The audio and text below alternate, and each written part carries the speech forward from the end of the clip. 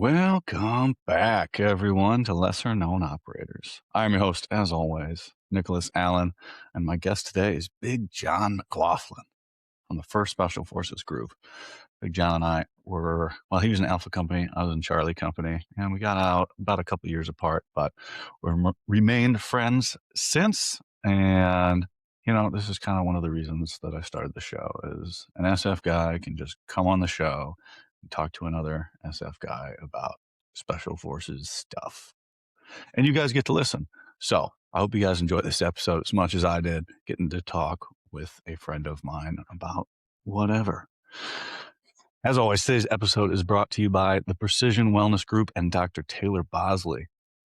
Precision Wellness Group helps you restore balance, unlock vitality, and fuel your momentum through bioidentical hormone therapy and evidence-based, personalized telemedicine.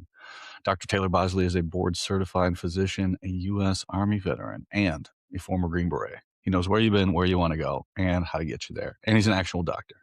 They can prescribe you medicine, actual medicine. It's a bonus. So if TRT, HRT, hormones, testosterone, peptides, GLP-1s are something you've been looking into or just starting to, look no further than Precision Wellness Group in Southern Pines, North Carolina. Walk in person, telemedicine. Use code LKO20 on your initial consultation paperwork to save 20% on said consultation. I do appreciate you guys. Please remember to like, subscribe, share, comment, pass these episodes along. Thank you for listening and enjoy the show. All right, John Mclaughlin, welcome back to Lesser Known Operators, man. Thanks for coming on again. Yeah, I appreciate you having me. Oh, I'd love to get a random message. Hey, I got more to say. And then I just sent you. I didn't even say hello or anything like that. I just sent you the link. And it was like, I was like, he'll figure it out. He's an adult. Yep, I figured it out. Even a dumb Bravo like me. All right, man. I do the same thing. I feel, I don't even think about it for probably a day afterwards. And I go, I didn't even say anything. I just didn't even say, hey, how you doing? I just sent him a link. And I'm like, did I brush them off? Nah, fuck them. They'll be fine. They signed up for the recording. I'm sure their feelings aren't hurt. So, but yeah, man, it's good to see you. I think I told you last time when we recorded, after we were done recording and all the reels were up and everything, I told you you're kind of a 1st Special Forces Group legend a little bit, Everybody was like, because you disappeared after you left. You went out in the woods and started plumbing, and everybody's like, oh, Big John. And they're messaging me. They're like, why did you find him? I said, I don't know, Instagram or Facebook. He's not that hidden, guys. You can message these people and reach out to them. Yeah. That's a big thing. I've reached out to a few people. I haven't really stayed in touch with too many. I've just been pretty busy with work. So I think that's kind of part of it, life and everything else in general. So life gets the best of you. It is. And it's kind of an illusion now for me because I'm so connected to everybody. Anybody from Special Operations can really get a hold of me at any time. So that's not the case for everybody. Everybody's got other stuff to do. I'm in this weird fantasy world where I'm trying to make myself available all the time to everybody. So it's most people have normal lives. But anyway, we're talking about the comment section. And I'm always in my comments because I love to see people saying good things, and I'll screenshot it and I'll use that for content later. But did you see my post that I put up with Jeremy? Hunter sent me a picture of Jeremy with his Christmas sweater on. Yeah, I saw the post. All right, so I was in the comments, and oh wait, I'm on the wrong screenshot here. All right, so Mountains Are Calling 2487 left this comment, and I think it's one of the greatest things I've ever read. So he says, Jeremy gifted me a deck of dick cards. I keep them in my car and occasionally dick card people that I love in his honor. I thought that was the most beautiful thing ever, is carrying on the dick card legacy from one of the boys that's no longer here. I thought that was just beautiful. Yeah, that's funny. I remember those cards too, because he showed me those. He had them in his truck, and yeah, he drove me to work for quite a few months there after a while. So I had to ride with him, and I remember him showing me those. So yeah, that's kind of funny. Ah, fuck, man. So what have you been up to? What are you doing? You just working, doing plumbing thing, hanging out, growing a beard and getting Yeah, weird? yeah, mostly yeah, just doing the plumbing thing, man. Getting closer to finally being a journeyman, I guess. So there's that. School stuff's pretty easy, but learning a lot. I think I found a company I like. So um, I really like it actually. I have an awesome owner, awesome boss. There's only like 7 of us in the company, so it's like pretty small. So it's kind of nice. And yeah, it's great. Like I have no complaints. It's like really great work environment. So finally Good, able to relax. good. Nobody's showing up half hammered at 9 o'clock in the morning, ready for the job site. No, no, we got an awesome crew. Like I said, I think there's only 3 of us, no, 4 of us now installers. Actually, there's another guy who's from Iowa as well. He just started working there, and so it was crazy that he was like, we were talking like, "Oh, I'm from Iowa too," and so we um, talked quite a bit about that. So it was kind of cool. I'm like, "Oh, another guy from Iowa that moved to Idaho. All right." Hey, you gotta keep it in the alphabet, right? Yeah, Oh, everybody gets those that's 2 fun. states I know. confused. Yeah, right. Well, I mean, they're both about the same population, but uh, one of the reels that did well last time when you came on was, you said, sometimes I think, I was a Green Beret and now I'm just a plumber. And people were really in the comments about that one saying, keep your head up. I mean, you accomplish great things and you gotta, I should have gone back and read a few of them, but that's one where people were in the comments a lot telling you to, keep your head up and you're still that person. How's your mindset changed since then? Cause you said, sometimes you were walking into houses and just, I used to be this person and now you're the same person. You're just doing different things. How you feeling these days about that? Um, I think pretty good about it because I actually started. I think mostly because of this new company I'm at now. Walking in with a lot more, I guess, would be knowledge part of it, but I think of more of an attitude of like a presence, like bringing in a presence. So it's like I see now because I'll be with a guy who's pretty much the same level of knowledge as I have, but and I look older than him too, so that probably changes a little bit. But it seems like the customers come straight to me with any questions and ask, and I just answer them. I'm straight to the point. It's like I won't say necessarily faking the funk. It's more of a like I got this. I know what I'm doing. Like, don't worry, you're in great hands. So it's like that's kind of the presence I try to bring to every job now. And I think that's why I like it. It's a service side. So we're going into houses that are, however old, they already got all the plumbing done. Somebody wants a renovation or, you know, something's broken and we're going to fix it out. And it's, one of those things where I'm still providing service to others. So I think that's kind of how I look at it now as more of a continuing my service. Like that's what I was doing. You're serving your time in the military, you're serving, you're doing service. So to me, I try to interlink them both and get a little bit out of it. So I don't think I was necessarily down about it, but I just think oh man, hey, I used to, you know, be able to do all these cool guy stuff. Now I'm plumbing, but yeah, it's you'll get that occasional customer, but not very many. So Yeah. I had that the other night. I was out at a down in Kenosha here at something and I kind of those stupid reels where people are like, I'll bet nobody in here knows how to call a 9-line medevac or something like that.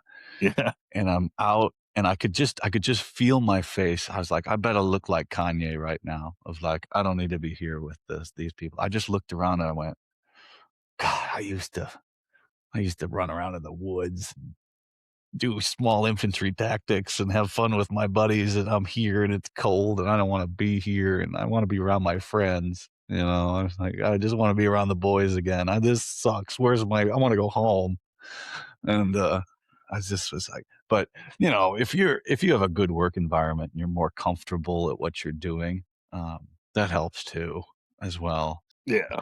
But sometimes I know that, you get a customer and you're like, man, I used to, I would just kick the shit out of you in a past life, and now I'm having to take shit about fucking up the baseboards in somebody's house because my apprentice didn't put down a runner board or some plastic or Yeah. something like that. It's like, but the trades are something else, man. It's, yeah, I don't know if you were down, but it is good because I've been on bad job sites and I've been on good Mhm. job sites and companies and things like that. And if you've got, problems, they just never end. And it's just so disheartening.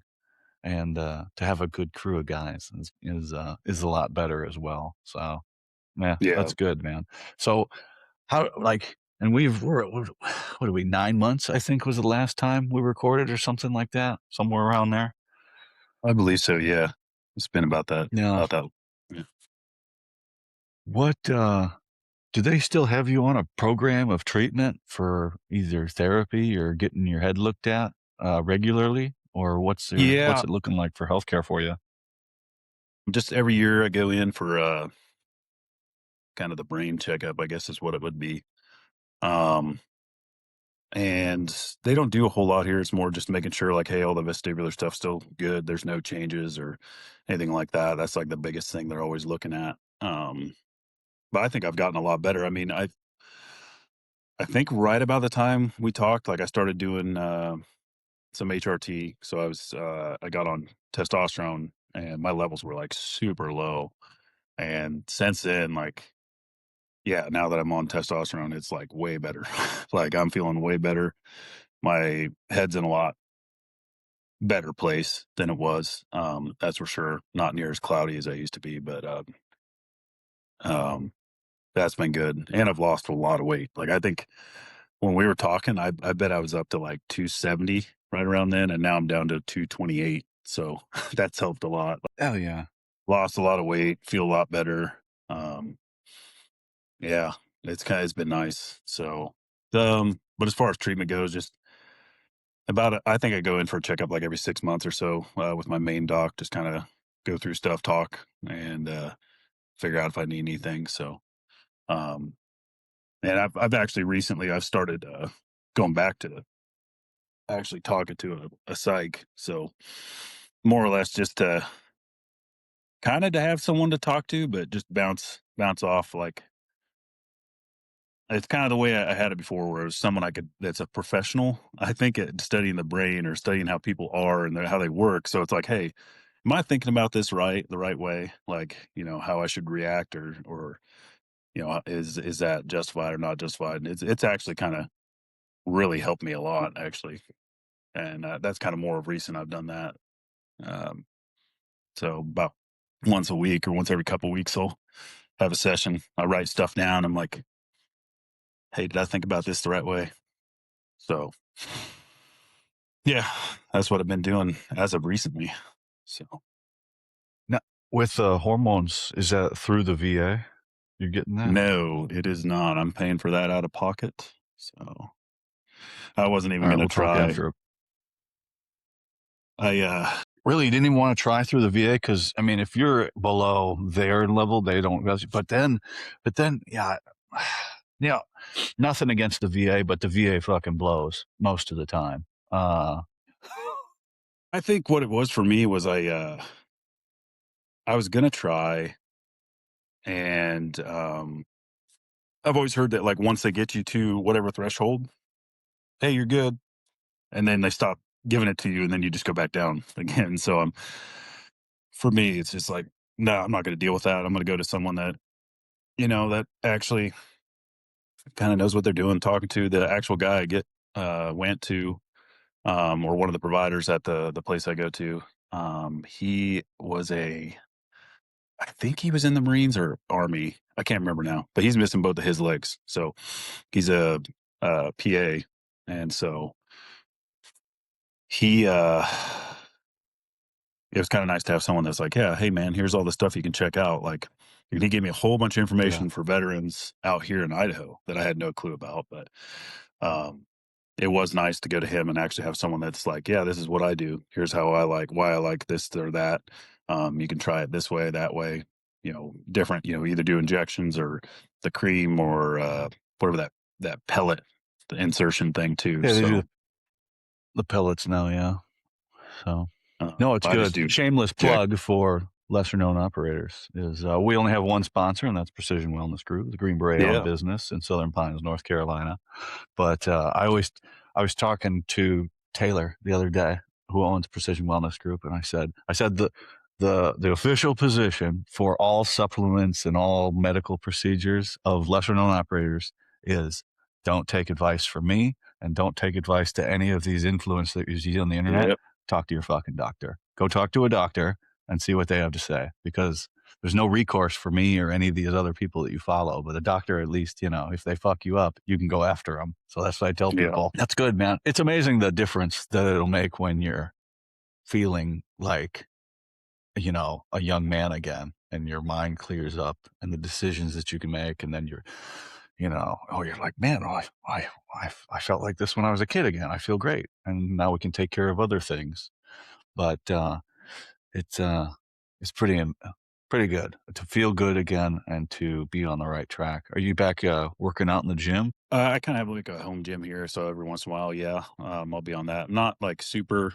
I'm pretty active at work, and yeah, that's kind of what my workout's been at basically every day. So it's you end up lifting a lot more heavy stuff than you realize, or digging holes, or busting up concrete. Like, yeah. And what I have been doing is actually I've been running a little bit more. That's something I've been trying to get more into or Yeah, back you into. messaged me. You Yeah, messaged me. I was like, that's fucking fast. That's faster than me. yeah. Well, dude, yeah. Well, that was what was cool about it. What got me into it was, I was, you know, feeling kind of not down, but just kind of like, man, something's got to change. I got to do something. And so I heard about Mission 43, which is out here in Idaho, and it's for veterans. And they have this. So if anybody's listening to this and they're out in Idaho and you're near Boise, um, there's like this Mission 43 center. Like it's got all this amazing stuff. It's huge. It's absolutely ginormous. And they have a whole bunch of stuff there, like as far as like a gym, there's a pool, there's like several pools, I guess, and like different stuff you can do. They always put on like different events. And they put on a 9/11 run. And so September I ran a 5K. It wasn't timed or anything. I timed it myself, but everybody kind of went all together. So yeah, I got stuck behind a bunch of people. I ended up running a 27-minute 5K, which isn't like outstanding, but like I just decided to sign up for it because I was like, I need to do something. So it's going to force me to do it. And so I liked it. And I was like, well, I'm going to sign up for another one. So I signed up for another 5K. And that's the one where I ran it just a hair over 20 minutes. It was 20 minutes, 8 seconds. So that one felt good. Um, and then since then, I've done a 10K and I think just a half marathon. So the half marathon was interesting. But I don't do a whole What lot did of you running on my own training. So you sent me you sent me one where you did a 6:29 mile in one of your miles for the 5K? yeah. That I think that was the average for that one. The Oh, that the was the fit one. average. Yeah. Well, my I goal was and like, that was the "Holy thing shit, is that's like great, man." I uh I remember thinking like I just want to run a 13-minute 2 mile. If I get or under 13 minutes for Yeah, my 2 mile, because I was like, I still got it. Like I could still max out a PT test, on the run. So I hit that first 2 miles quick. It was that last mile I kind of slowed down a little bit. So I think I ran that 2 mile in like 12 something. Like it was way under 13 minutes. So, but that's good, man. Fuck, yeah, I, uh, I train for 1 mile. That's all I train for, 1 mile. yeah, I wanna run a 5-minute mile, and I wanna squat 600 pounds and run a 5-minute mile. That's my goal for this year. So, we'll see if I can get there. Uh, Phew, that's That's gonna be a tough one. I think we'll get there. We got, 11 and a half months to go, but I don't know if I can make it. 5-minute miles, tough. That's pretty fast for a 240-pound person. So, Yeah. but we'll see. We'll see. So, good, man. Fuck. That's good. What was it? You have to drive you're going into Boise for all your treatments and stuff? Yeah. I don't live too far from I guess, the Boise, VA. It's only like a 15-20 minute drive from my house, so it's not too bad. That's what I was gonna say. Has any outside organizations been take a look at your head? Because the VA, they're very good at keeping you alive if you're dying, but if you're kind of in the middle of the sniffles or dying, there's a kind of a gap. They're like, "Okay, you look good at this appointment. We'll see you next year." Have you worked with any nonprofits to getting scans and stuff, or any MERT or anything really outside since you left group? No, not since I've left group. Um, Kinda just left everything as it was when I left the group and just gave all my information to the VA and, you know, I think the VA here is pretty decent. I know people complain about it a lot, um, but the one here, I think they do a very good job, and part of it, I think, for me, is I get seen almost immediately, and I think that's just because of my injuries, and I'm at a different tier than a lot of people, your average, whatever guy that got out or, retired or whatever. I think I'm, like, above those as far as getting seen, quickly. So I've gone there a couple times to the emergency room to get sewn up because I like cut myself at work or something like that, and I get seen like the emergency room's never backed up there. Like it's like quick, like 15 minutes in and out. Like so, twice I've had to get stitches. So, but as far as like Yeah, the brain stuff, that's all been when I talk to my main doc. He's like real suggestive, like, hey, yeah, go to the neuro, like over here. We'll get you signed up for that, and then um yeah, different things like that. So he's always pretty good at that because I had another issue go on that was separate, I think, from the army in general, but I ended up getting it's hyperthyroidism, so I'm overactive okay. thyroid, and it was like kind of luck, dumb luck. I had an appointment coming up, and I remember my heart was like I felt like palpitations. I was, gosh, that's kind of weird. And I thought it was just like high blood pressure or whatever, something, and so then when I talked to the doc about it a little bit, I remember he was just kind of feeling around here and he goes, "Man, you're seems like your thyroid's a little swole up. Let's get that checked out." So I got seen right away and got that checked out and went to an endo and everything else and they got it all solved pretty quick. So and they've been keeping me on regimen of just meds. Eventually I'll get off of those because it's leveled out now. So that's pretty good. Good. Um, I know we didn't talk too much about it last time, but for anyone that doesn't know, you were medically retired as a result of being blown up in Afghanistan. Pressure plate it was a IED in a wall, right? That you took blast from, Um or it was the pressure plate was in the wall. I can't. I think it was in the ground, and there Okay. was multiple. I think there was like 3 of them that went off, um, but yeah, the one was real close. So that one was the one that, did the most damage, I guess, so, but Yeah, yeah. and you were thrown back, knocked out, and then evac to Germany, and then taken to Walter Reed. You were medically retired. Now everything started with the blast overpressure and the injuries you sustained with that, but then that kind of went into, I think you were having seizures, right, as well, and then Yeah, you because couldn't I had, drive. had, well, shrapnel hit my neck. It actually just sliced that open, and, it hit my carotid artery, but it didn't, like, sever it, if that makes sense. So that's why I'm still alive. But result of Yeah, that caused a blood clot. That went up to my brain, and, at some point between Afghanistan and Germany or Afghanistan and maybe at Bagram, they noticed it, but I had a stroke. because of that. So I can't remember what it is. Like about 15% of the right side of my brain doesn't work. So they're Well, um, you not to cut you off, but I will make a joke with that. You were an 18 Bravo, so was that part even working to begin oh yeah, with?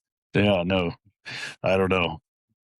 Maybe not. It probably had forced me to work, work parts of my brains that weren't working that well before anyway. So Yeah, it probably was, help just, compensate. they're amazed. They're like, this man damaged the only part of his brain that he wasn't using. So it's a wonder of science. So Yeah, no, continue. Sorry. but yeah, I think so because of that. Just one day, um, when I was at, I don't remember where I was at on group. I think I was talking to the who's the guys, kind of that team of guys to help you transition out or try to keep you to have you stay in. Care Care Coalition? They Yeah, Care Coalition. I was talking to one of those guys and just felt weird one day. And as I was talking to him, I'm like, dude, I'm I need you to take me to the emergency room. He drove me there and he had a full grand mal seizure and they knocked me out. Well, I was at up there at Madigan and yeah. So they knocked me out and I woke up I think the next day. So um and so after that a lot of things I was kind of like, well, this might not work out. So but that was like a full I think dang near 2 years after I got injured because I was still trying to make a comeback and stay in. So, but yeah, I mean, I still stayed in until the end of 2020. So, I mean, it was 4 years after I got injured that I got out, or Yeah, about three and a I, half or something like that. yeah, I look at my situation, I'm like, "Oh, I only got hit with a boat," and then only got hit with an engine. I'm like, "Oh, fucking John got blown up," I'm such a little bitch. But, I small story time. Do you know, he was on 1335 with me. He's a medic, Yeah, I went through the Q course and, with him. Um, he's, I my buddy messaged me. He's like, he's doing great now, but like let's look at two paths of where we went. Like I got hurt, I got medically retired. I never got hurt again. Right after I got hurt, and he went the other way, stayed in, and he got hurt, and then he got hurt again, and mhm. now we got a stretch of time, and now I've gotten the message that he's doing really well now, right, and he's doing better. There's some you can fill in whatever happens in there and things like that, but I just these things are serious, and if we don't take if you get hurt and then you get hurt again, you don't know what kind of shit you're going to be doing to your brain and things like that. So, you know, I'm always going to feel like a little bitch when I compare myself to my buddies, but hopefully I can at least be here for you guys if you need help because I did that's just the way the path led for me and things like that. But oh God, man, terrible when you get hit in the head and it's just the worst, that metallic pain in your head where you're like, oh, this is because I'll you ever get into your car and you like don't duck your head all the way and you smack your head and you get that slight pain again and you go, "Oh no. Oh man. Oh fuck, did I just fuck myself up?" And you sit there for a minute and you rethink your entire life. Do you ever get that? Yeah, I have it happen more often than not because you end up having to go into crawl spaces to fix some pipes or do something, for a house, and you rack your head on the floor joist or something like that, and I'll just about 30 seconds, I'll just sit there with my eyes closed, like, dang it, that's not fun. So yeah, I know exactly what you mean. When you're like, ah, shoot. Okay. So I'm a little It, more it's careful just with it. a But it's yeah, I'm like, dang, you can like taste it. Yeah, it's like, Yeah, you ah, could taste it. You could feel that pain back there because I've had a one here and I've got one here and I got three serious blows around my head. But yeah, you just hit it and you go, fuck, I wish I wouldn't have done that. Like, and then I some of them I'll stutter. Do you ever get that where you're like fucking scrambled for a second? That's why I keep my eyes closed, and I'm just like, "Yep, just give me a minute." Like, Just give me a second. Give me a second. Oh, okay. Yeah. I was like, other, because we talk about mental health and all these other things that everybody goes through these same things.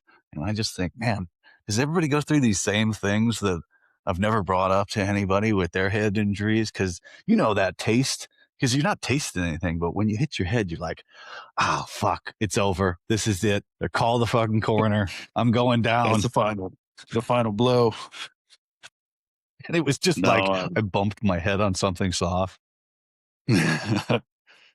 yeah, I think, that's happened to me quite a few times, randomly sometimes if I'm not paying attention. I'm usually pretty good about trying to pay attention to that, just to be a little more aware, don't want too fried of a brain, but if I get older, so I'm, try to be aware of it, but yeah, I think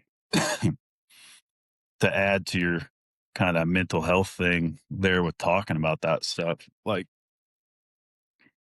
that's something like a lot of guys, I think, kinda like what you said, just comparing themselves to someone else, that, "Oh, well, this guy got it worse than I did, so I should just shut up." You know? I don't I don't really think, I don't know. I used to kinda think that way where I thought about, "Well, this guy stayed in, he's missing a leg," or, he's missing both legs and he still stayed in and did 20 some years, and I'm like, you know, I think it's just how the path went for me. Um, Unfortunately I got hurt, but I still did what I could do, and I think there's something to be said about that, and I don't know, I don't think we take the whole TBI thing very serious at all, um, when it comes down to it. I mean, heck, every time, you shoot a gun or anything like that, there's still a little bit of that micro concussion that goes through your brain, when you're shooting even, the overpressure and different things like that, so all of us have a little bit of fog brain, I'm sure, um, and that's something, you know, I don't think guys need to be comparing to each other, who's got it worse or not. If you got issues, if you got problems, you got to get it fixed and do the best you can do. Because for me, it's my wife and kids. I got to be the best version I can be for them, and that's hard to do on a lot of days. But I think uh, I think I'm slowly getting there. It's been almost a decade since the major injury, so I think it's gotten better Yeah. since then. But yeah, Yeah, time yeah, I does don't help know some of that. that. And you're right. I think that's kind of one of the things that they've always grouped together too now, especially now as of recent, what I've seen like with the VA and even in the military, they group the PTSD and kind of TBI all as one thing. And there's things I agree with that on and things I don't agree with it on because a lot of the symptoms are pretty much the same. So I think because of that, guys don't take the TBIs as serious because they're like, well, I don't want to think I have PTSD or vice versa. So it's something I think if we spoke more about it or talked more about it, it'd probably help out a lot because, even hearing some of the stuff that you've talked about on your show and everything where it's like there's good days and bad days and there's periods where it's up and down and um for me, yeah, I think going back and actually going back to therapy, um going talking to a psych is actually a good thing for me. Just to kind of get my thoughts organized and make sure I'm on the right path I need to be on. Um and doing the things I need to be doing to get better rather than just trying to force myself through it. I think that's kind of like the old way of doing things. That was the old John, power through, you're good. It doesn't matter. I mean, yeah, that was like a story with that. Like I had, I was about to, it was actually right around the time I sent that text to you to show you the results of that run. I went to my cousin's bachelor party because he got married and we were down in Texas, and I had a buddy that lived like when I was in the infantry. He moved down to Texas, and he lived like 20 minutes from where we were. So the last day I was there, I went and visited him, and I was talking to him, and his fiance was there too, and she actually cried when I said said it because my buddy Nick, he was like, "Yeah, I just remember, man, like, gosh, you were so hard on yourself back in the day." Like, I was like, "Oh, I'm still like that, dude." Like, not as bad as I was. I think when I got hurt, I was real hard on myself for a lot of things. And I think some of that was like the whole um, part of that was probably just because of the TBI too. But because of the stroke, I can't, my left side, I can't feel that well. I can move my hands and grab things and feel pressure. I just can't feel like hot, cold, or texture or things like that.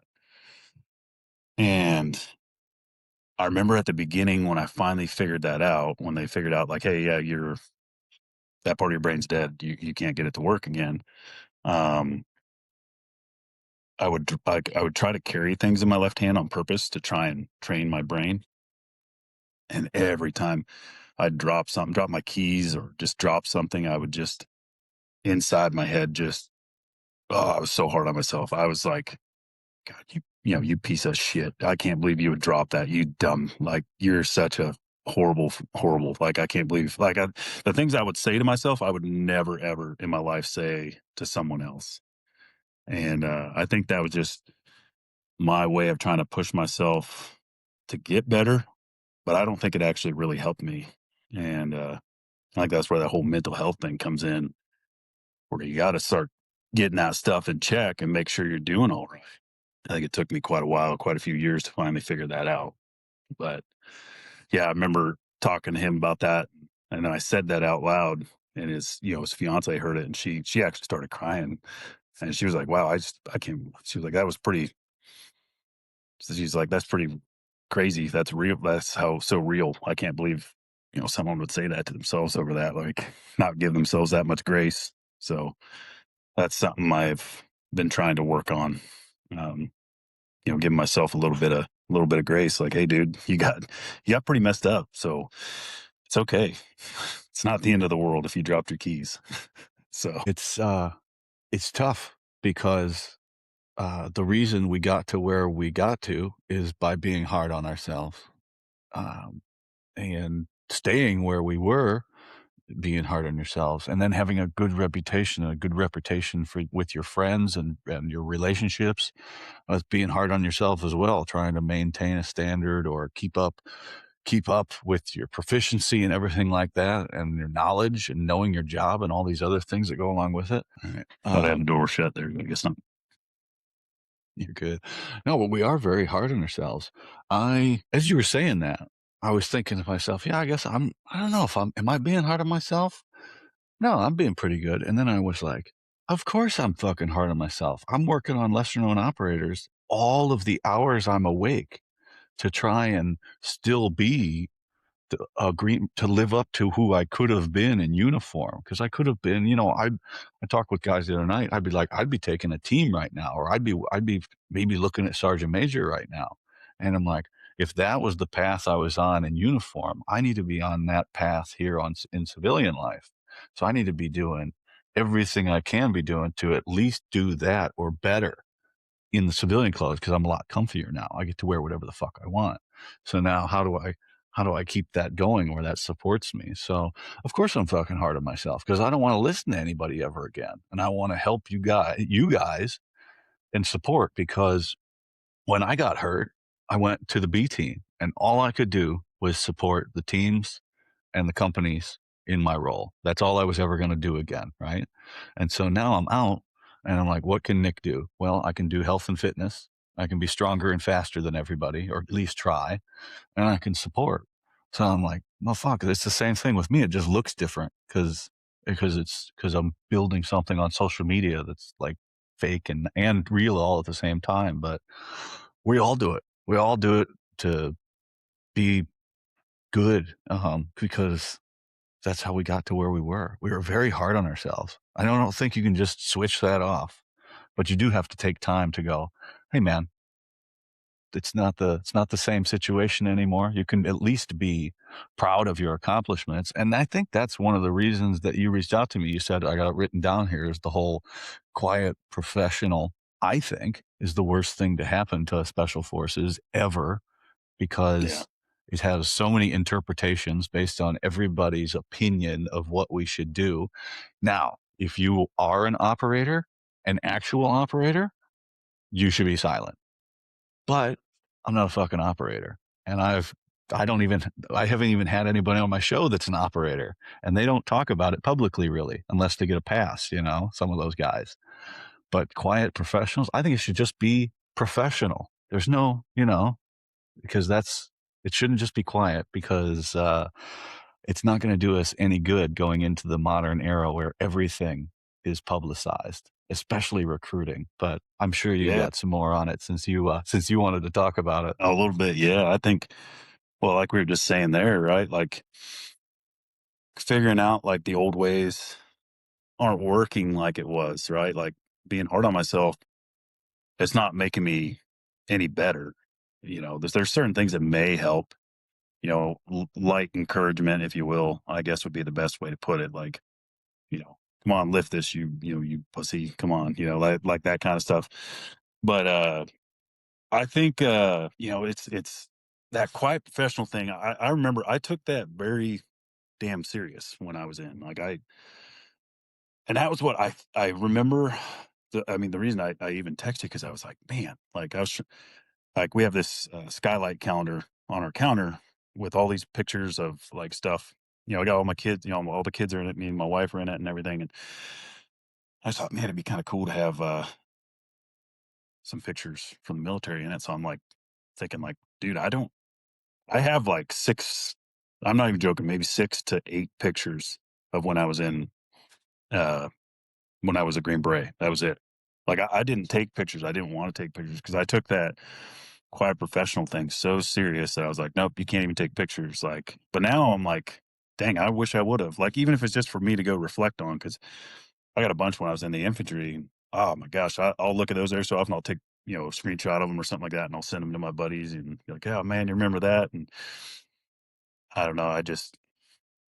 I remember thinking to myself like that, that's not being a quiet professional, that's being vain, like I'm Amish or something, like you can't take a picture stuff. It's not really that as good as it used to be, maybe, or it's just something I think with this new age of how we're doing things, it's not going to work. It's not sustainable. Um, I think a lot with the way the new era of I guess kids that are joining the military. I think there's a lot less kids out there now um, who like have a threshold for just bullshit.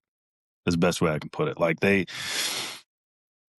they understand like how they are as a person in a way, but they also understand like, hey, why are we going to use like an example like why are we using a broom when we need to use a shovel, or why are we using a shovel when we need to use a broom? Like this is stupid, but a lot I think of like the older generation see that as a sign of disrespect. Like, oh, you're going to question what I have to say or that. And it's like, no, I think they just realize like, hey, let's be smarter about this. Like, why are we pushing through all this when it doesn't need to be like that? And I think there's something to be said where some of it, you need to work hard. You need to, go through some of that pain threshold or, hardship to feel like you achieve something. And I think they can do that. But I think we just bask in that so much, I guess is the best way to put it, that I think the new generation that they understand they don't have to do that, and they're a human just like we're human. They're not really questioning authority. They're just questioning the way things are going and why is it, got to be this way. I think some of the guys that are probably still in, and definitely the old heads, probably see that as something that's pretty disrespectful. And I don't think it necessarily is. I remember I heard something, I think Command Sergeant Major Schroeder said something about it. Along those lines, like, hey, this new generation, they're not necessarily weak, they're a lot smarter than we used to be. So that's something we need to start kind of looking at like, hey, this new generation's probably got a lot more information thrown in their head than we ever did when we were their age. I see with my kids, I got one that's 13, one that's 12, one that's 11, and then a 3-year old. And they were learning stuff in elementary that I wasn't learning until I was like in junior high. And the one that's in junior high, um, he's learning stuff that was like that was more what I was learning in high school. So it's like I think they catch on to stuff a lot quicker um, than we do. So I think there's something to be said about that, where the tactics kind of have to change a little bit, and we have to kind of get with the times, and not necessarily being hard on yourself is probably the best tactic to use. So It's you I don't can't know if that. compare you can't compare generations. You just can't do it. No. They're not the same. And the perfect example the other night was I put that picture up of the whiteboard of, Yeah. the years of the whiteboard, and the comment section on Facebook is awesome because it's all the guys from the 60s, 70s, and 80s, and even the 90s saying what the conditions were like to live in. And I'm reading them, I'm going, man, I'm a little bitch. I had Tent City, which was the last of the non-permanent structures. Now they're in hard brick buildings with a TV as the whiteboard, right? But we were in Tent City, and before that, it was the um, long white buildings, and then before that, it was the Quonset huts, and then there were tar paper shacks, and then before that was GP mediums. And there's guys posting pictures of this stuff, and the one guy said there was when he went through the second selection class, there was fucking nothing. He drew a little picture of the layout of camp, and they're living in ditches and shit and going through this Yeah. stuff. I'm like, we had it so easy. And especially because before us was 2 weeks in hell, which they say is one of the hardest versions of selection because they Mhm. had 3 weeks worth of shit crammed into 2 weeks. So you can't even compare the 3 week selection that was in 2010 on to 2009. You can't even compare 2010 to 2009. It's just uncomparable. So this whole thing of we needed to do things how we always did them. No, we need the core of things. Like the people that overcame stuff as a child are the people in the in the 60s, 70s, 80s, 90s, 2010s, 2020s. They're going to pass. They're going to succeed. They're going to get to the top. They're going to overcome whatever you throw at them. But they didn't come up the same. It's a different generation. And we we tend to lose touch with that and of the understanding of what the people in the now are going through. And you go, oh, we did it this way, we did it that way. I even find myself, I'm going, fuck it, like just shut the fuck up, like just just do it. And that's part of the thing. And then I go, okay, we got to do this, and some of it, the base of some of it you got to be able to land nav at night. It's not just the land naving. It's not the compass. It's not the old technology. No, it's the fucking dark. And it's the suck of that thing Yes. on your back that just seems to get somehow heavier and heavier all night. And you got to walk through the fucking swamp in the dark and stay calm and not lose your weapon, not lose your compass, not lose your headlamp, not lose your mind. There's fucking weird people out there trying to fucking rape you, possibly. I don't know. And you got to stay calm. And I did a fucking amateur move. I watched a scary movie 2 nights before I went fucking out there for the star. And I'm like, fuck this. There's fucking weirdos out there. So it's a whole nother thing. It's not the land nav with the old technology. It's everything that goes on around it.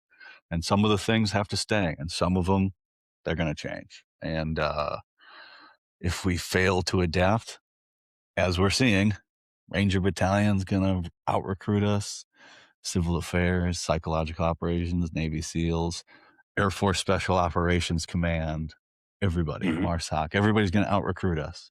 And it doesn't mean they're better or worse, but that's just how it's going to be. And that's the way I think about it is we are even active duty Green Berets are getting smoked by National Guard Green Berets, the Green Beret units, because they don't have to focus on all five groups. Let's say my guys at 519 out in Colorado, right? You know what their only concern is?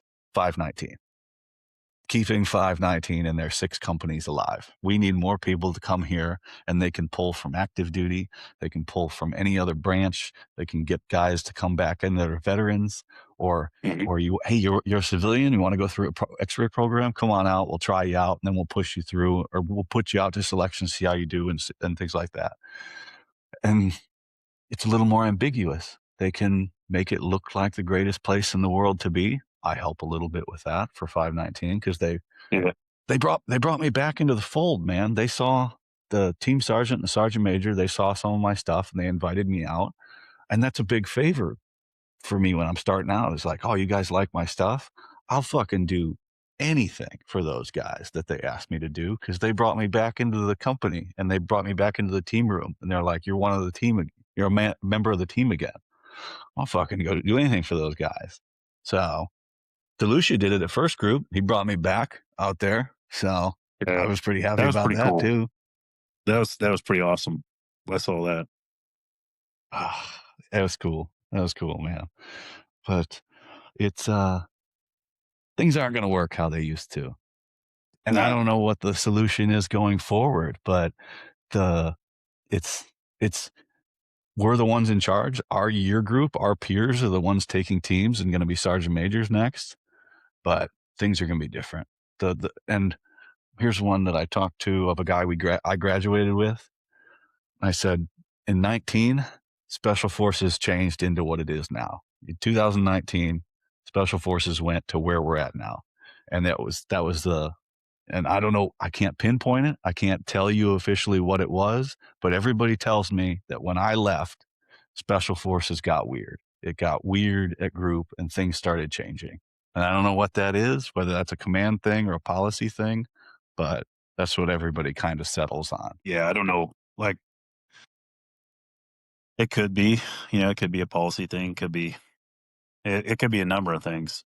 Some of the stuff like I thought about, like when I went through the Bravo course and we did mortars, you had to, learn how to use a whiz wheel and do all that stuff like on paper, all the math on paper real fast. And it was cool. That was cool learning it. But you know what I didn't know when I got to a team, how to use the mortar ballistics computer. I had no clue how to use that.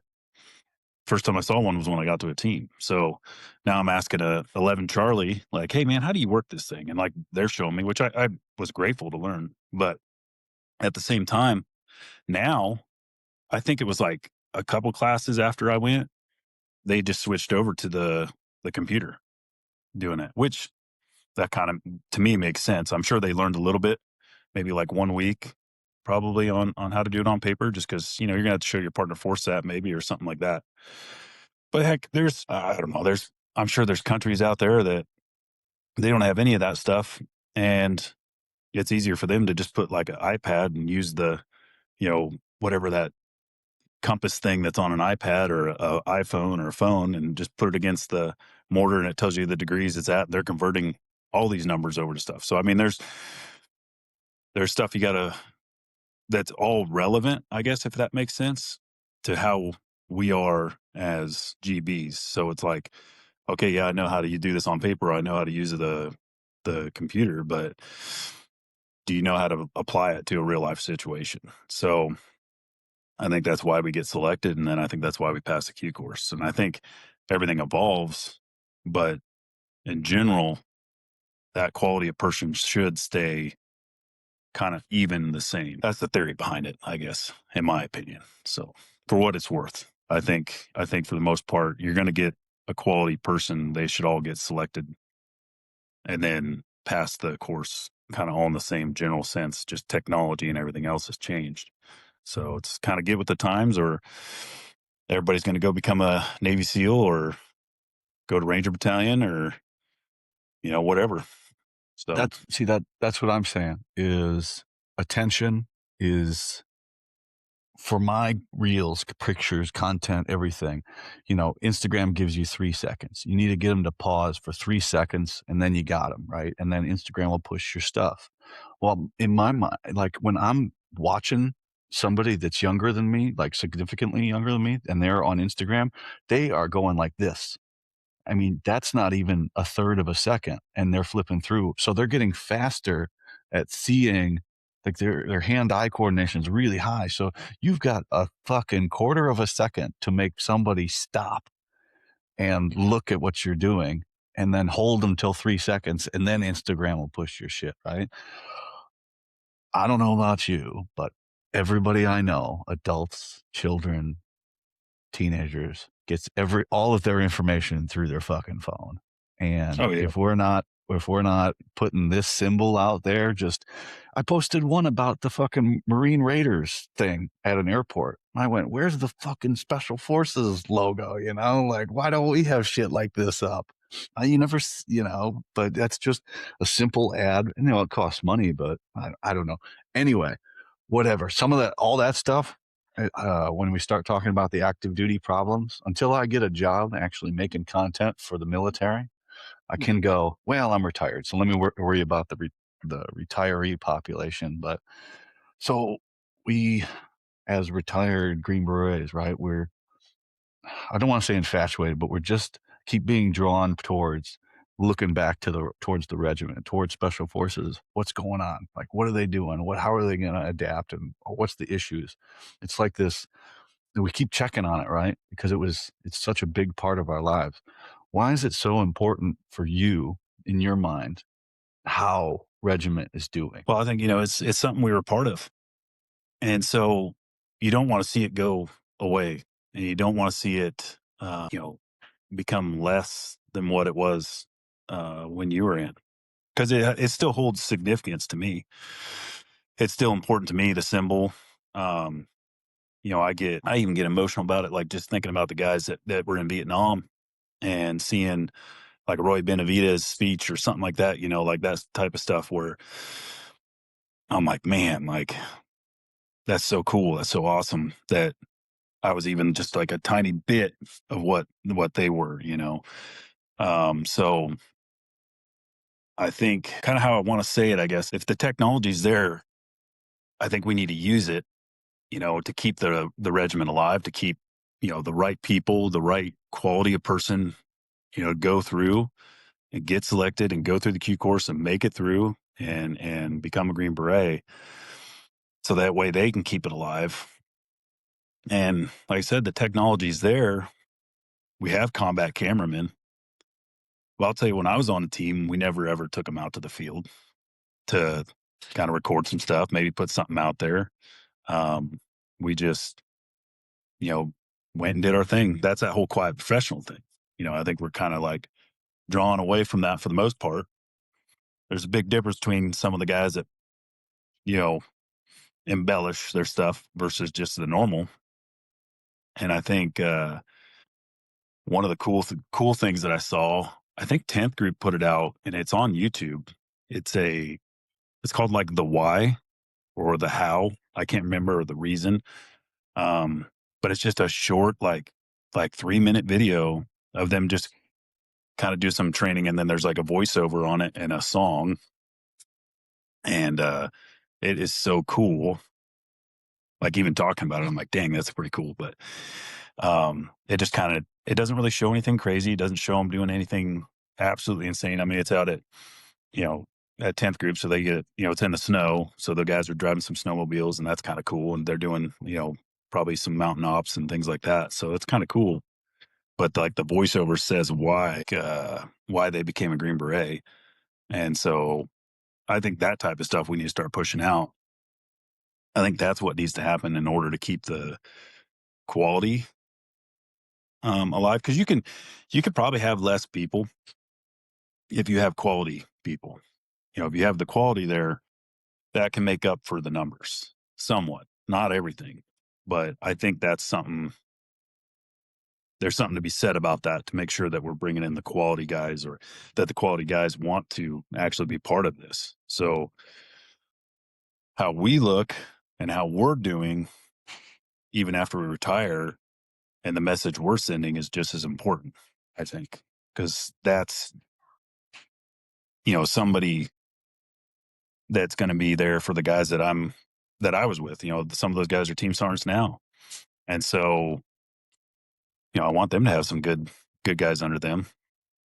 some of them might become a sergeant major or something like that, and I want them to have good guys, under them, so that way they can uh, help out the ones that are still there that are still in. So that's kind of how I look at it too. So how you say things and how you do things is just as important. So I think that's something to be said about that. We don't have to be super flashy or anything. We can still keep that quiet, professional, you know, stigma, I guess if you call it that. We can still say that, but it's there's two parts in it, quiet and professional. And so I think as long as you're being professional, you're not boasting, you're just saying this is why, this is who I am, and I think that's what needs to get put out. You care, that's it. That's it. You Mm, care, and you care about yourself, your performance. You care about others.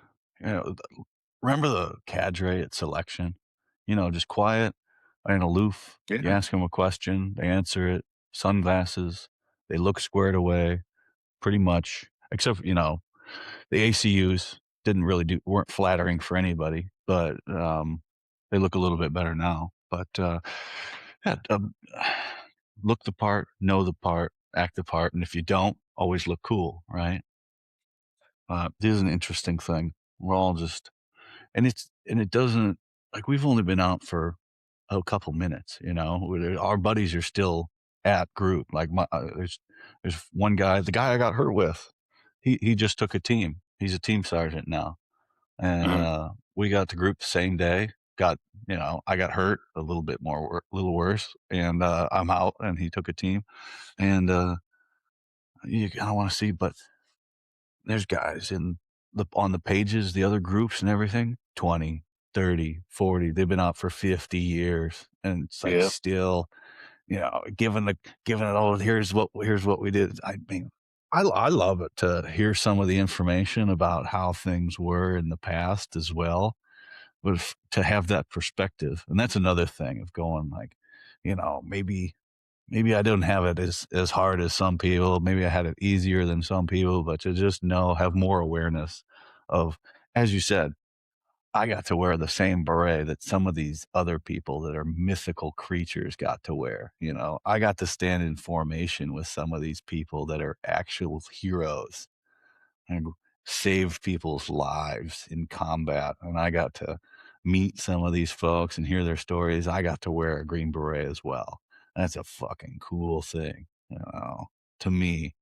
And it's not to be taken lightly by any means. Um, Pretty No, I cool. think Pretty cool to think about. yeah, I think it's important. I mean, just when you look at even just the GeoWatt era, I mean, I remember showing up to my company and seeing the pictures of guys that didn't come back, and you see those and you think you hear the stories about what happened, or you even see guys that had, the bronze stars with V or a silver star, and you're like, dang, that dude, you hear some of the stories and you're just, man, to be part of that and like I said, just an ounce of it, is pretty cool. And learning from some of those guys. And that's the information I think that needs to get passed on to kind of keep it alive. You don't want to go away from that type of stuff. And hearing the old stuff, like you said, it's cool. It's cool to wonder what it was like and then actually be able to hear it. It's pretty cool. I mean, there was this old guy, he was a tree faller after he got out of Vietnam, and he was a Green Beret. And I went out to his house.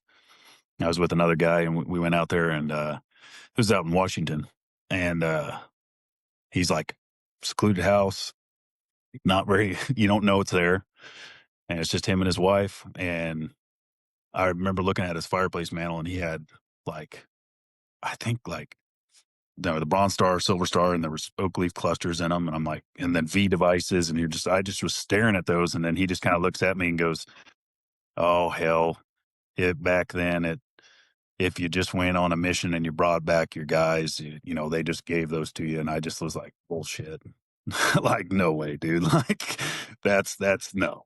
Like, so I just think that's pretty cool to still have. I think the history needs to stay, and I think that's important. But I think, at the same time, there's some of the old stuff or old ways doesn't necessarily have the relevancy of meaning you're better or worse than someone else.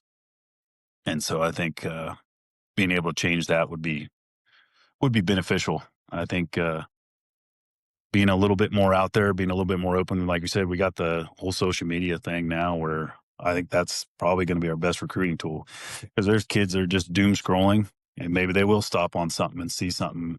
And that's the guy that you want on the team. And he just doesn't know it yet. Maybe he wants to join for the same reason I did. Well, I wasn't going anywhere. So that's why I joined the army. I was just kind of working at a factory, not doing anything in my life. Well, I'm going to join the army. They force you to finish. So I'm going to do it. So I think stuff like this and stuff that the group and groups or regiment can push out, I think that's going to be real beneficial. And hopefully they do that. And I think talking about it is one way of making it better. And you said the pictures, of those guys. Those are the only. So in the team room, you got your team picture up with the plaque, and but after a while, those pictures come down, and new guys go in there, and things get moved around. But pictures in the hallway, they don't go. Those don't come down. Those never come down. Those guys from when were we reactivated? 1984. So all the pictures of all the guys with the companies and the history, and the majority really is in the modern era because we didn't have too much going on for first group combat wise Mhm. before 2001. But we get there and all the pictures are there. But from the time you and I were there, Captain On died in training. Dustin Ard uh, Mhm. killed in country. Uh, Jeremy's pictures up. Ray Transfiguracion. I think I said that right. Matt Thompson. Um, I don't really know second battalion too much during the You got time we were there. Yeah, you got Gold. Is it Gold? Gosh dang it, Goldman. Wyatt, I'm sorry, Wyatt but Goldsmith. yeah, and then Gold. Yeah, and then Ben Wise, another one. Yeah, I would, a normal person's not going to know their names, but we yeah. do. My company was Chapman, and then Yeah, Daehan Chapman. Park, and Chris Shaw and Jack Martin. Those were the four in my hallway over in Charlie Company. But you see those pictures every day, and those were guys that you served with. Those were their friends. Those pictures never go down. Some of our friends never leave the company area, and that's part of it too. You always look back. You go, you know, you guys, this is a cool place. My friends still hang out there. I may be gone, but there's people that I used to know that their picture's never going to come down. They're always going to be up there, and it's a cool place to be. You get to hang out with my friends that I don't get to see anymore, and that's part of it too. The legacy thing and the loss. Like, you know, Jeremy was the guy for everybody that knew him was the guy, and he's always going to be up there in the hallway, and that's part of it too. It's like, yeah, we need people to take care of take care of Alpha Company and Bravo Company and Charlie and Third Battalion, because our friends they live on the wall, and we need people to take care of the company for us, for our friends, the ones that didn't make it back. So it's all an interesting thing of why we look back and the things that we see when we're back there. And it's really hard to articulate sometimes, but you start talking about it, and you know. But make no mistake, fucking things suck also too, right? But they just are quite a bit better than your average day in the regular army. So then everything wasn't Yeah, always the greatest, but every day in SF was better than every day. Yeah, pretty much. Yeah, every day in the regular army that I had. So yeah, so but it's fun. It's fun to look back, man. I think it is anyway. Hmm. yeah. No, it's kind of like I said. I think keeping some of that history alive and keeping most of the history alive. I mean, when your group was activated, why it was activated, knowing all the stuff behind the flash that you have and all that stuff, like that's important. In the regular army, that's when I was there. Like, yeah, you had to know everything about your unit, when it was activated, why it was activated. I mean, the 101st when I was there. I remember like the Screaming Eagle, the actual Old Abe, that was from like a Wisconsin like National Guard unit, like way back in the Civil War or something like that. Like it was, or I can't remember what it was. Like, but that's where that lineage came from. So, I man, I was a bored baby when I was in the regular army, and that's how I got out of doing a lot of stupid shit, and I was able to train for special forces a lot, was I would go to boards and I would win, but you're right, I knew everything about my battalion, I knew everything about my brigade, and then it's time to go to post, I'm like, I knew everything about the post as well, you're just memorizing shit because you don't know what questions they're gonna ask you, and but that wasn't, like, that atypical. You had to know stuff about because everybody's getting quizzed on things and like that, and, not really bad on staff, but yeah, you know, that's another thing. Yeah, of all the little stuff, but everybody's experience is different. The yeah, history and the why. Um, and it's a lot harder in the regular army. You got to get them soldiers to buy in. Like, oh no, there's all this yeah, history, and we've got this lineage, and we came from this thing, and the Marines are really the best at it, man. You're yeah, once a Marine, you're always a Marine, and if if every if everybody loved their service, like Marines like telling people that they're always going to be a Marine, then we'd be in a lot better position than we are now, I think. They really fucking got the market cornered on that, though.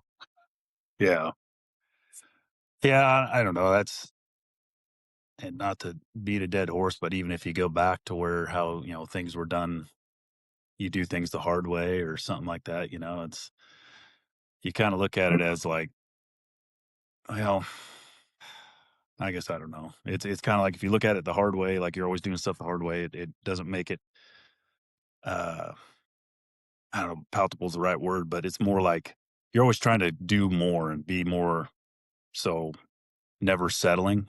And I think that might be part of, some of the stuff with regiment or group and in general is I think a lot of guys get out because maybe they're bored or they feel like they've done everything they can do um, with their career or they don't want to do more because they don't see any higher place than that than where they're at. But I mean, there's still more guys can do, and I think that's something we got to keep.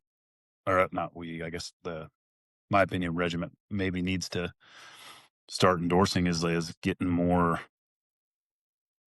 active about letting guys achieve more or feel like they're achieving more and be proud of what they're achieving. Um, Kind of get out of that old mindset of like that way and be proud of what you're doing. So I don't know if that kind of makes sense. Maybe I'm just rambling there, but yeah, It's a fine line, that I learned more about this year from talking to really from a group sergeant major all the way down, talking to different people, and everybody's got a different thing they gotta worry about, and it's actually a lot more segmented than you think it is with the mission. The group sergeant major, he can only do so much. He's got the group to worry about, and he's got the path.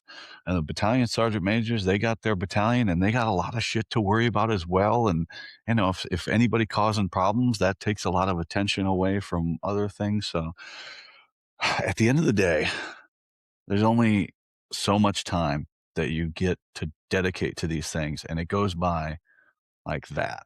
Like, we're on a team and we figure out what we're doing and then it's over. And then you're either on the B team or you're going to SWIC and then that's going to be over real quick. And it, really our memories are on us. And we didn't take we were also, they're starting to get things more figured out is, we were in this weird time where it's like, don't have a social media. Oh no, you do have a social media. Oh shit, it's got to be bland. Oh, you can't post that and things like. So there was a lot of wishy washy with having memories and things like that. But you know, at the end of the day, I think the most important thing is you can't rely on anybody to do anything except yourself. Like if you want to have memories from later, listen to guys right now that are telling, "Hey, take your phone out of your pocket and take a picture." Okay. And all the guys on your team fucking put those numbers, names and numbers with a little description of who the fuck this person is in your fucking calendar or in your phone book, and then it saves to the cloud, and it's going to be there because remember we'd have a phone and we'd have everybody's number, and then the phone would break, and then you would have no numbers. And so it's just this weird thing. So Yeah. save people's numbers, save every piece of paper that the military gives you, take the pictures, because later, I'll pick something up, anything. I'll pick up a coin that I got when I was a private, right? And I'll pick it up and I'll be standing right back there when I was a private again in the field, getting it from Lieutenant Colonel whoever, right?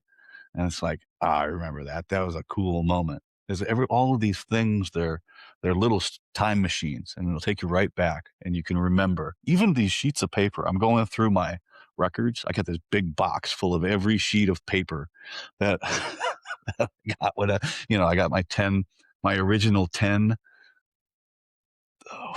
orders, my 10 sets of orders to go to selection. All 10 of them are still in there. And then my second time to selection, all 10 of the orders are still in there, because when you get to selection, they don't fucking, what's your name? Okay, you're on the list. Get on the fucking bus. And they don't take any paperwork.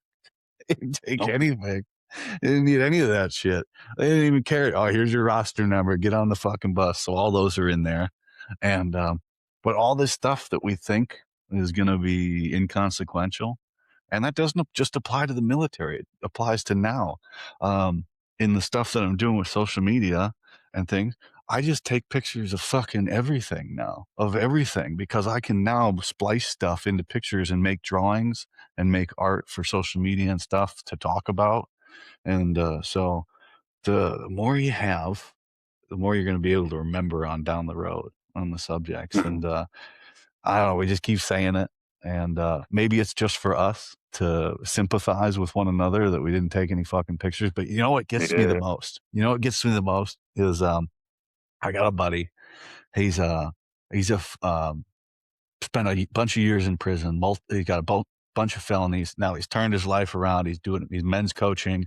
He's doing a great job out in California. Right? His name's Anthony Autry, and bro, he doesn't do anything wrong, but it just drives me nuts. He has more pictures from when he was in fucking prison than I have when I was in the fucking army. And it drives me crazy. I'm like, how the fuck, Nick, what did you do? Where are all your pictures? I'm like, what the fuck? Yeah. I gosh, yeah, that's like I said, that whole quiet professional thing. Just I took it a little too serious. I mean, even like when I was in Kurdistan and we were training I can't remember what they were. Just like a kind of a really good SWAT unit they had. And they were always like, "Oh, let's take pictures with you." And I was like, "Okay." But I was always like, I had a baseball cap on, I'd have my sunglasses on, and I'd like point my hat down so they couldn't like see my face in the picture at all. And it was just like, I don't know why I did that, like what, like just, uh, I don't even have pictures from that. Like, dude, that was such a cool thing. That was like my uh, first thing in SF and group. And I didn't really take any pictures because I was either too proud or just too scared or just whatever it was, didn't want to do it. All right. If you were in first group and you served with staff sergeant, or did you get out of staff sergeant or sergeant first class? It's our first class. All right. Actually, it doesn't matter because everybody in group's a staff sergeant or sergeant first class. Or we're the junior enlisted of the special forces as a sergeant first class. But any of my first group guys out there listening to this, if you served with John Mclaughlin, Alpha Company, 3rd Battalion, 1st Special Forces Group, and you've got pictures with him, either get a hold of him on Facebook or Instagram, or send them to me, and I'll hook you up. And I'll put that right up on the channel. We'll see if we can draw up any more images of you during your service, because apparently I have a few people from first group that are following me. Man, I didn't know. I'm so naive. I was like, DeLucia messaged me and he's like, "I want to come on your show." And I was like, "Cool, you know, let's do it." And I recorded and I posted that and I went to sleep, and I woke up and people are messaging me like, "What the fuck?" And I'm like, "What? What's going on?" They're like, "You got a group sergeant major on your show? Like, how?" I was like, "He got a hold of me, like a normal fucking person does." And Yeah. my one buddy messaged me. He's like, "Everybody in first group listened to that podcast." And I was like, "Oh, oh, okay. Wait, did I did I embarrass myself?" I was like, "Fuck." I thought you did good. I was I like thought it nervous was, after the fact. yeah, I'd be nervous just to I didn't talk to. think about it. I didn't think about it at all. But when he I've told it a few times, but when he reached out to me, I woke up in the morning and I see a message on my phone and I see the name. I was like, Billy DeLucia, a messenger on Instagram or something like that. And I'm like, isn't that the first group sergeant major? And the line says, "I want to talk to you about something you said on your show." And instantly I'm private ward again. Oh, And I'm shoot. like, fuck, what did I do? I'm in trouble. Oh, fuck, I got to go to the office. And then I sat up in bed and went, wait, I'm a fucking adult. I have a beard. What the fuck? Yeah. All right. All right. Let's jump on a phone call, Sergeant Major, and we can talk it out. But that was cool. The whole year was cool. What a fucking amazing year. And it's it's wild, man. And it's all to just build something to help people out. And that's uh I say that not as a throwaway thing, legitimately been able to help people either connect people in the network or get people help and things like that. And I just want to keep that going, man, and help other people do Mhm. the same thing because there's so many dudes that want to do that, that just want to get into being able to help one another, nonprofits or in the space or just being in the network and things like that. So that's been fucking wild, wild year, man. Unbelievable. Yeah, I see all the posts go up and everything, and I'll listen to the, uh, podcasts in my work van. I'll be listening to them and hearing some of the stuff. It's pretty cool seeing all the, like, especially guys from just, because I have, like, first group perspective, and then hearing from, like, the other ones, you're like, "Oh, that's cool. That's kinda neat."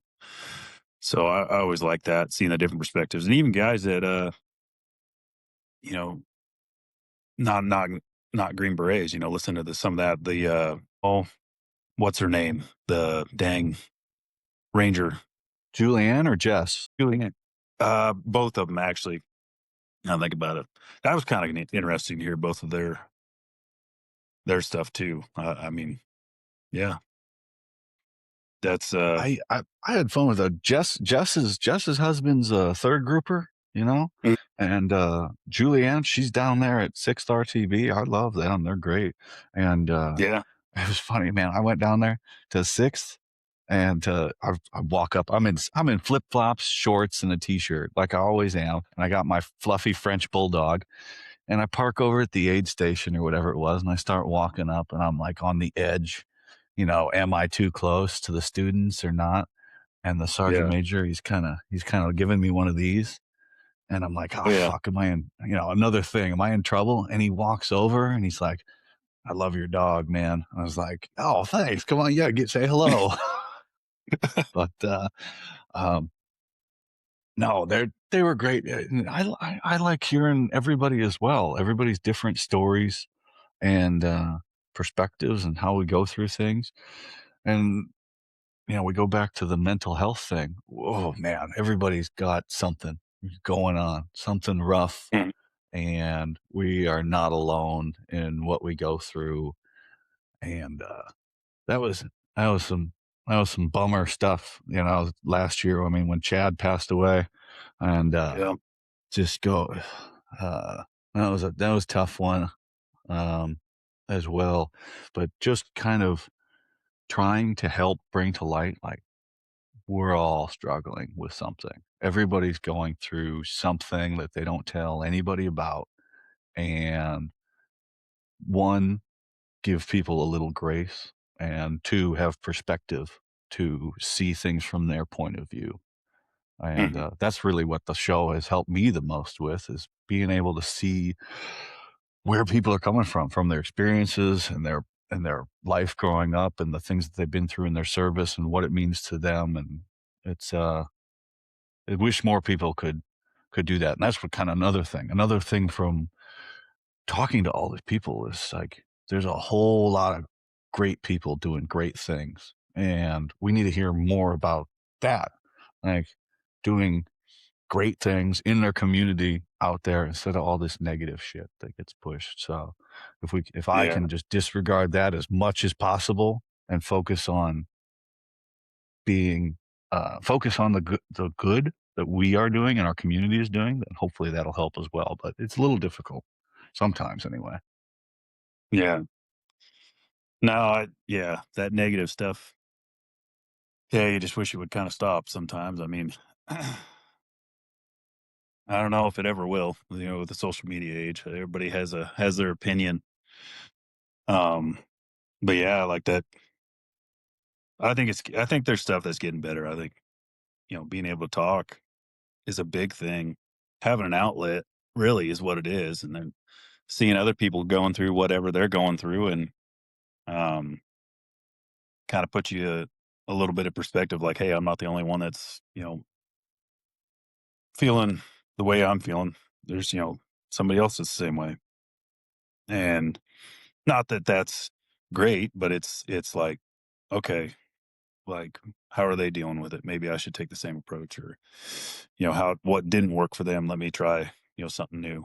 Um, so that's been one takeaway I guess I've gotten from your stuff for sure. Um, is that, and that's something. I mean, I'm willing to bet that there's a lot of guys that when they make it to through some sort of selection or through some sort of course that we go through, and what kind of put me in a little bit of perspective recently about that was doing these like those runs and seeing the people that are there that take those runs pretty serious or whatever, and then looking at that stuff on Facebook and Instagram, and seeing other people's perspective of why they run or do a marathon or do a half marathon or do an ultra marathon, especially the ultra marathon runners. Good night. Those guys, yeah, and gals, all of them. But it's I think a lot of that is people had some sort of trauma at some point in their life, and that's probably why they're good at running or doing that, because they're willing to put their body, you know, um, through something that's hard. And I kind of think they do that to see how far their mental load can go, because your body will give up, but your mental is what's going to keep you going the rest of the way. And I'm willing to bet that there's quite a few guys and gals that have gone through, like I said, a selection or a course. They probably have some sort of trauma as well. That's why they made it through what they made it through, because they knew they already made it through something hard. So I think that carries into it, and then you add more on top of that afterwards. It compounds. So it's like concussion after concussion. Terrible. Yeah, not resting up, not healing up, but it's a what can we put ourselves through, right? So when I think of a 50K run, I think Mhm. I would rather I would rather like uh, anything at all. I would rather go do almost anything at all than do that. It's not the thing for me. But then I think back about like selection or some of those other things, and I go, "Yeah, let's do that again. Yeah, Yeah, whatever. Let me train for this." Uh, or the regiment of not only setting the goal of squatting 600 pounds, but all the road to get there and everything. And for me, it's not the lift because the lift is only going to take 3 seconds, right? 3 or 4 seconds. That's it. It's not a 50K takes. I don't know how long does it take to run 50K? A year, 2 years? I don't know, but yeah, um, it's the whole setup to that. I'll put myself through the 9 to 12 months of workouts and exercises and food to get there. But that's untenable to some people. It's just everybody's got a different suffering to prove something to themselves to overcome some sort of trauma. You know, um, I had a guy on my show, Jeff Dardia. He works over at Task Force Dagger. He does the soft health initiatives, right? And I said, what are the root of all of the cases that are getting to you? And he said, three-quarters of them are childhood trauma. They're still Mm, having problems with the things that they had happened to them before they came into the military. But he also said on there, trauma is trauma. It doesn't matter if it's a car accident. It doesn't matter if selection was traumatizing. This up here for me, a little traumatizing. I don't really like the ocean anymore, but still, that counts as trauma. The worst thing to ever happen to me is the worst thing to ever happen to me, and the same for you, and the same for other people. Like somebody might just get rear-ended in their car, and that's the worst thing to ever happen to them. It doesn't mean it's any less traumatizing to them than my stuff is to me. And again, to that perspective, right? But it's managed trauma as well with the putting yourself through suffering, with the exercise and these hard things to prove to yourself that you can overcome things. And I think that's part of it as well, the mental side of making a plan and sticking to the plan and then accomplishing your goals. And I think more people need to do that. Like more people need to just accomplish that because once you do it a little bit and you're like, I like this, I feel good with this, and I like this direction, I'm starting to get my health, in check and I'm feeling a little bit better. And then all these little bits better, just like you, right? You said you got on TRT and then you started running a little bit and then you started feeling better. And now all these, we get, what's the 1% thing? We have to add all these 1% improvements up. And now here we are few months later and you're like, I want to talk about some more shit. And I'm like, fuck yeah, man, let's do it. You know, it's all compounding. yeah. Well, that's yeah. I think people, yeah, you got to have a realistic expectation kind of for that stuff too. You can get to that 90% of whatever you want to achieve or get through. You'll get through that real quick. It's that last 10% that takes the longest. And our at first group, we had a sports psych there. Kate, I think is her name. Sorry if I mess that up, but yeah, she after I got injured, like she came and talked to me like day one after I got back to first group, and she just said that to me. I remember she said that was like, hey, just keep in mind, like you're gonna get back to about 90%, and it's gonna happen real quick. That last 10% is what will take the longest, and she was right. I mean, it's still working on that. I'm still probably got a few more percentages to go, but it's there's a lot of truth to that. I mean, I think that's something people need to keep in mind, have that realistic expectation and know that you're probably going to hit a plateau and it's going to suck. And that's the point, the make or break. And if you can get through that, man, it'll be a lot better, you know. So I think that's what's helped me getting on the hormone replacement and then seeing a psych again and running.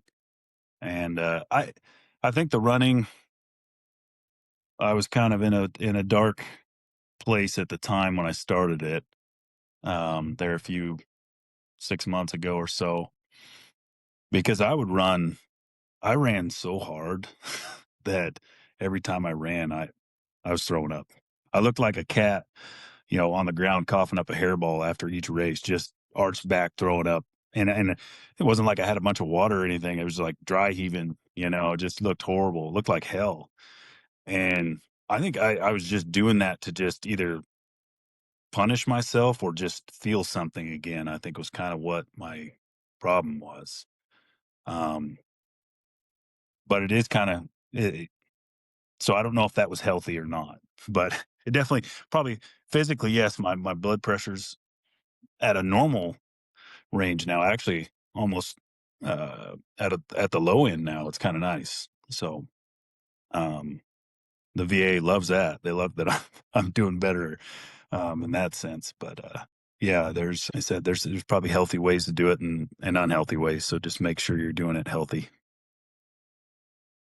Sometimes you have to crank the knob to 11. You really do. Sometimes you have to go into it and go, "This is just gonna suck, and I have to put myself through this, and I'm gonna feel better at the end of it." And sometimes you need to have a training plan, and you need to go, "I'm gonna do 80% of my max today at 6 reps. I'm gonna follow this plan." And then some days, you know, w again, you're just gonna feel like shit, and you're not gonna wanna do anything, and you're gonna be down on yourself, and you're gonna be like, as I say about myself, "I'm the biggest piece of shit in the world. I can't run a social media. I don't know what the fuck I'm doing." And then you just gotta go, "You know what? Shut the fuck up. We're gonna go to the gym, and we're gonna lift some heavy weights, or I'm gonna go run on the treadmill until I fucking hurt myself, until I almost hurt somebody else, because 'cause I'm gonna fly off and I'm gonna knock over the old lady, and she's gonna break her hip, and it's gonna be a bad time at the YMCA, and I'm gonna get kicked out. It's gonna be a whole scene. But sometimes you gotta do that. You gotta see how far you can push, and is it healthy or unhealthy? I don't know. Maybe it is. Like, maybe it is some of the we healed up from all of the shit that we did in these selections, right? The most unhealthy thing I ever did was jump out of an airplane and land wrong. Like, the injury Yeah. hurts every day. It'll never stop hurting. Um, that's the only one that hurts me all the time, and it won't go away. This one, it kinda has its days, like, ups and downs, or maybe I've learned to deal with it, but, yeah, is it healthy? Is it not healthy? But yeah, sometimes what is the old saying? Sometimes you just gotta put on the beret and show them who the fuck you are, right? Yeah. No, there's some of that. Yeah. Well, to go along with like the negative stuff too, I think being positive about things is good as well. I think we got to encourage one another. Um, because it goes a long ways. I don't think people realize it when you just calling someone and saying, asking them how they're doing, taking that second, or congratulating someone. That's I don't think we do that enough. One is as Green Berets, and two, and I know there's females out there, but even as men, we don't congratulate each other or hype each other up as much as we probably should. Um, and I really thought about that when I did that half marathon. I God, I was suck. They had a turnaround point, and it was like I can't remember what it was. Anyway, you got to like mile eight, eight to like 10, and then there was a turnaround, and then you had to make a loop and come back, and you finished. But I was sucking like real bad. I slowed way down, and then there was this girl that passed me, and she had like the whole marathon get up on, had the vest with like the bottles of water, and she got kind of a little bit ahead of me, and then I just kind of like looked at my watch and kept my pace up with her, and saw she was running like a 8:15 pace, and I was like, all right, I'm just gonna stay right next to her, and I ran like the last probably 3 or 4 miles with her right beside her, just to be able to be like, if I can keep up with her, I can finish. And she ended up getting ahead of me a little bit. She finished before me, but at the end, she came and found me and said, "Hey, sorry, I had to leave you behind." I was like, "Oh, it's no problem. I think you did more help to me than anything, and I really appreciate you sticking beside me while I was running." And she said, "Congratulations and thanks and everything." And I really wanted to tell her my story, like, "Hey, like I was injured pretty bad a long time ago, and this is really the first time I've started getting back into like really, really trying to be in healthy shape and push my body to the limit. And you really helped me.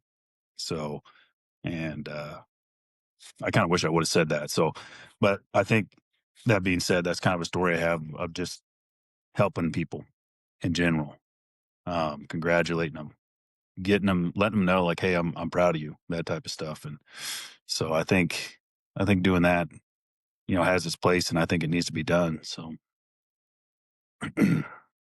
yeah, Yeah. We're not in the habit of that. It's not you gotta make a habit of it. You gotta force yourself to think about it, just like the positive things, People keep saying the same thing over and over again, it's the basics, but the reason they work is because 'cause they're the basics, we gotta you gotta keep working at it, you gotta master your craft. And um, then it becomes a habit, and then all of a sudden you got and perfect example, like this whole thing I've got is just based off being nice to people. And a lot more opportunities will come to you from just being nice to the people around you than the opposite of that. And I do feel for the people that are going through it because suffering on the mental health side is awfully painful. I sympathize when you are just having the worst day of your life every day and there's nothing that seems like you can do about it. I sympathize with that. That's rough. That's a terrible way to go about things. But there is some things we can do about it, and to just even maybe we don't not in contact or anything like that, but to like, I'm here and you can reach out to me and get a hold of me, and I'll get you to the right people, or I'll help you and do that. And just for people to know that those people are there. There are a lot of people that are there, will go out of their way to help one another if they need it, or if they're because willing to say, I need a hand, or I just need to talk to somebody, or I'd like to get with this person, or can you help me with this, or can we just talk? And that's part of the other thing, is just listening to somebody, listening to your friends, um, and reading through some of the things that they may or may not be saying on social media. That's difficult as well. So it's a Yeah. difficult process, but just yeah, going saying, messaging your bros and saying, I'm proud of you, brother. That goes a long way, because we usually are, to post something like on this a promotion or a job or anything like that. Just send a message because you are proud of them. Take the time and send the message. It'll go a long way. And Yeah. I know I always appreciate it. So that's why I try and do it. But we do the best we can. Yeah, yeah, Yeah, do the best it's we can. tough. It's tough to kind of recognize it. That's for sure. And like you said, you got to read between the lines sometimes. I had to do that for someone kind of recently. Talked to them on the phone and had the full conversation and everything, and then got towards the end of the conversation saying our goodbyes, and then I just paused because I was like, "Man, there's just something," and I just said, "Hey, you doing all right? Are you all right?" Like, I'm being serious. And, then they finally talked about what was going on, and I think that's what it is you're just some guys are just looking for that right opportunity to say what's going on. So, try to be aware of that. It's hard, but you gotta be aware of it. Yeah. So God, it even sucks to talk about. I say so painful, the other side of it, right? Um, when you don't, you go, is there something I could have done? Most likely not. Most likely there's nothing you could do. That's it. Most people get out of their mind, but we try. We think we can. We think we can make a difference, and that's part of it, being available, being open to people when they do call you, and it's almost like a checklist of like, and it's not being paranoid or anything like, why does this person reach out to me? Maybe they might need something. Do I need something? Are they sensing something in me that they need? So Yeah. they're calling me. So just have a honest conversation and be there. What did I say last night? You can't be everything for everybody, but you can be a few things for a bunch of people. So use some circle of friends and things like that. So, and be more aware of other people and the resources and everything going on around us. But it's a process, man. Life gets you down. And this thing is dictated by my mood most of the time and how I feel. And if I'm not feeling like it, then the content kind of seems indicative of that. I'm just being honest. Like, yeah, I'm going through some stuff, but here's how I'm working through it. And I'm seeing my friends, I'm talking to my people and trying to do my best, and ups and downs. Because we do hit that plateau, as you said, and that can be a bummer. You're like, oh fuck, I'm not seeing progress, and I'm stagnant. I'm drowning. I was like, no, you just gotta calm down. It's tough. And also, we've only been ever been this old. This is the first time we've been here in our lives, right? It's all new experience for us. Fuck, I don't have any experience being where I'm at now. I don't know if you do. Fuck. No. Yeah, that's yeah. Yeah, it's just trying to be the best version of what you can be. It's a tough job. I mean, I said that to my kids the other day where I'm just like, "Oh, I just wanna see you be better than me," you know? "I want you to be better than me." So,